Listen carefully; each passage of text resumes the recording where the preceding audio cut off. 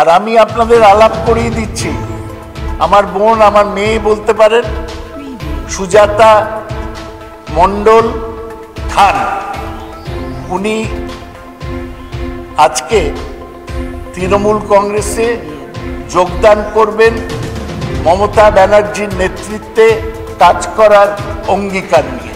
আমি এখন ওর হাতে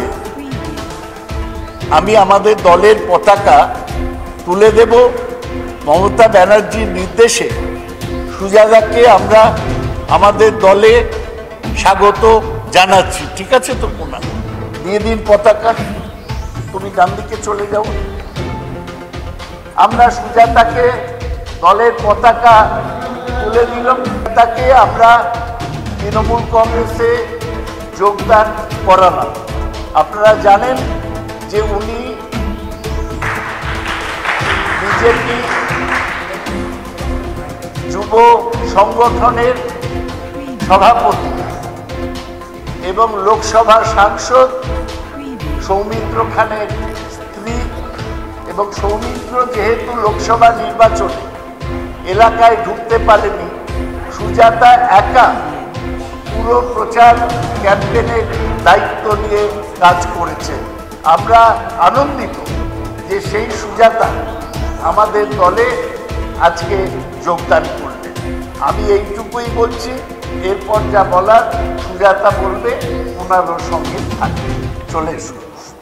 প্রথমে আজ তৃণমূল কংগ্রেস পরিবারে নিজেকে সদস্য হতে পেরে ধন্য লাগছে এবং কোথাও একটা খুব রোমাঞ্চিত অনুভব হচ্ছে।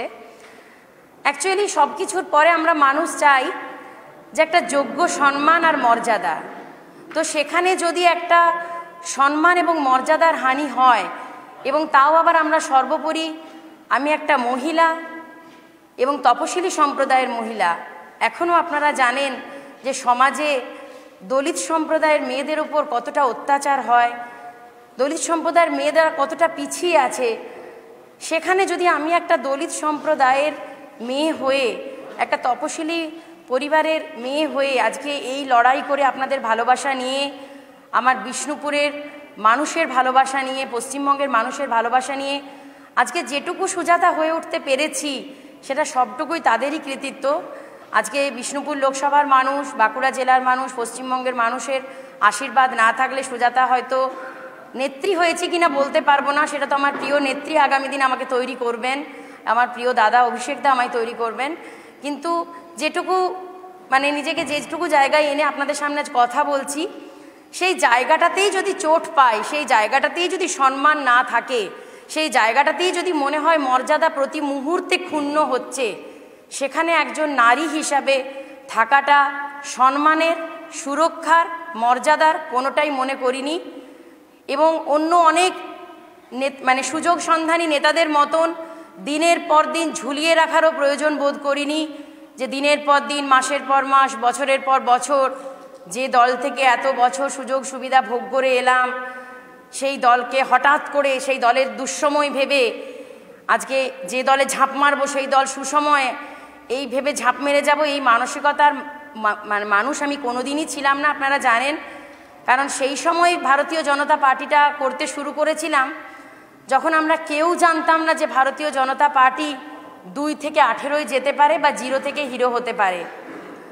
তো তখন যখন বুক চিতিয়ে উইদাউট সিকিউরিটি, আপনারা জানেন বিষ্ণুপুর লোকসভায় কতটা প্রতিকূল ছিল সেই সিট বার করা, যেখানে ক্যান্ডিডেট ঢুকতে পায়নি মাসের পর মাস, আমি কোনো কিছু সাপোর্ট পাইনি। সেই অর্থে একটা মহিলা হিসাবে ছুটে বেড়ানো, প্রান্তরে প্রান্তরে, তারপরে মানুষের আশীর্বাদ নিয়ে সেই সিট হাসিল করে বার করে আনা। দেখুন, আপনারা সবাই ভাবছেন যে দলটা ছাড়লাম কেন, এই দলে যোগদান করলাম কেন।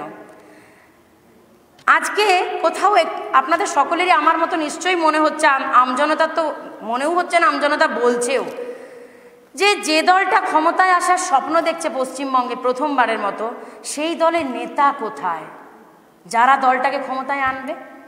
তাহলে তাকে আনতে হচ্ছে কোথা থেকে? না তৃণমূল থেকে দুর্নীতিগ্রস্ত, লোভী, ভোগী, ধান্দাবাজ নেতাদেরকে ক্ষমতায় আসার জন্য।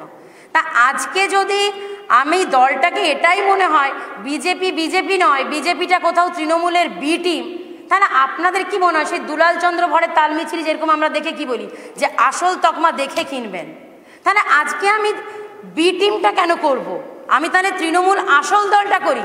আমি দলনেত্রী এবং অভিষেক বন্দ্যোপাধ্যায় যে দলটা করেন তৃণমূল কংগ্রেস, সর্বভারতীয় তৃণমূল কংগ্রেস, আমি সেই এ তকমা দেওয়া দলটা করি। আমি ভেজালে যাব কেন?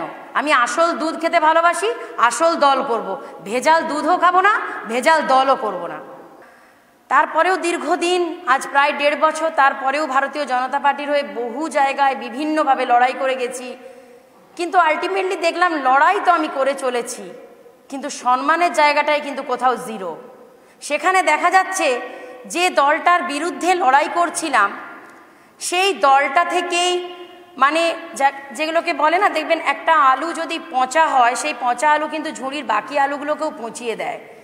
তো সেই পচা আলুরা যদি আজকে তৃণমূলে থেকে তারা দুর্নীতিগ্রস্ত লিডার হতে পারে, তারা খারাপ লোক হতে পারে, পচা আলু হতে পারে, তাহলে সেই লোকেরা যদি ভারতীয় জনতা পার্টিতে যখন যাচ্ছে তখন তারা শুদ্ধ হয়ে যাচ্ছে।